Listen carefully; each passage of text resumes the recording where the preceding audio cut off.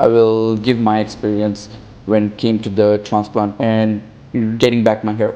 Right now, my hair is actually very good. Yeah, your hair is My good. hair is good right now. Yeah. When I first came here, I think if I'm not mistaken, it was roughly 2019.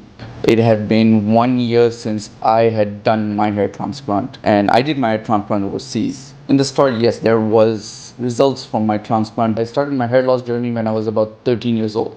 Oh, So obviously, when you're that young, losing your hair that much, your confidence is shaken. So I got to know about Dr. Jas here at GLOJAS clinic. Dato recommended me to go with a regimen that he has, a regimen where I would follow PRP and medication. And he also said this, that at that age, I should have never done hair transplant. He was like, why? You shouldn't have. You're too young. And that comes with someone who is sincere to their patients and someone with a lot of experience, which not all doctors have.